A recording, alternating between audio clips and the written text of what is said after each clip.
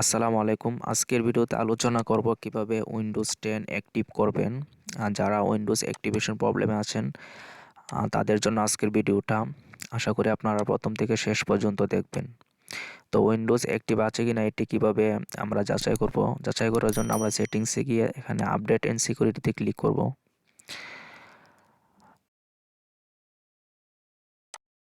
তো এখানে ক্লিক করার পরে অ্যাক্টিভেশন লেখা আছে, এখানে আমরা যাব।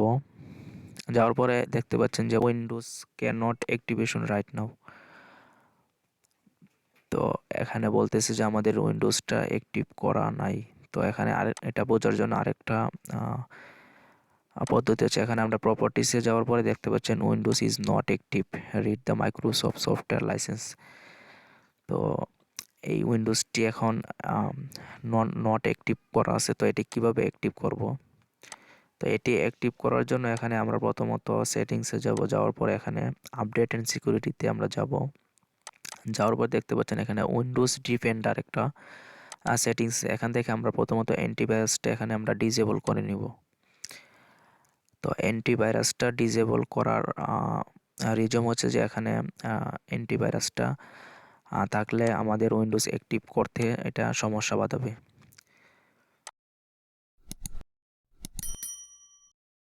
এখান থেকে আমরা ডিভিডি ড্রাইভারে আমরা এখানে চলে যাব। যাওয়ার পর এখানে দেখতে পাচ্ছেন যে অ্যাক্টিভেটর লেখা আছে। তো অ্যাক্টিভেটরে যাওয়ার পরে এখানে কেএমএস পিকু ইনস্টল এখানে আমরা যাব। আর যাওয়ার পরে এখানে দেখতে পাচ্ছেন কতগুলা রিকোয়ারমেন্ট আছে। তো এখানে মানে এটা করার জন্য কি করতে হবে। প্রথমত এই যে ডিসেবল ইউর অ্যান্টিভাইরাস, তারপর install application using provided installer. তো এখানে কেএমএস পিকু যে সফটওয়্যারটা আছে এটা আমরা এখানে ইনস্টল করব। তো করার জন্য এখানে আমরা অ্যাকসেপ্ট ক্লিক করব, তারপরে নেক্সটে আমরা সফটওয়্যারটা ইনস্টল করে নিব। এটা উইন্ডোজ প্যাকে থাকে।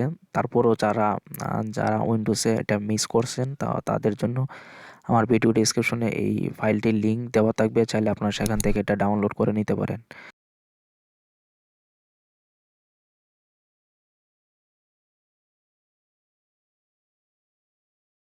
তো এখানে আমরা এটা জাস্ট ইনস্টল করে নিব।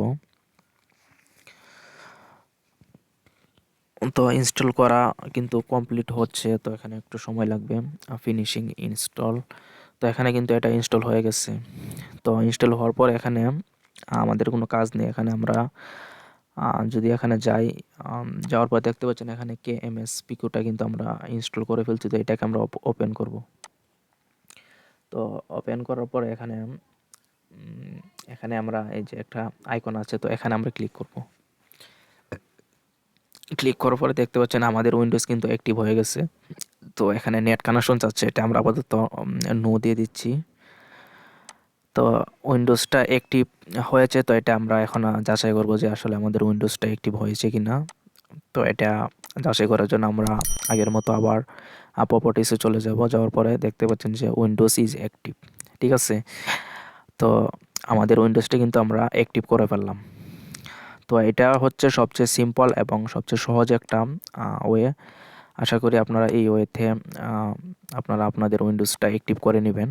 এই ছিল আজকের ভিডিও। আশা করি আপনারা উইন্ডোজ 10 কীভাবে অ্যাক্টিভ করতে হয় সেই প্রসেসটা আপনারা বুঝতে পেরেছেন।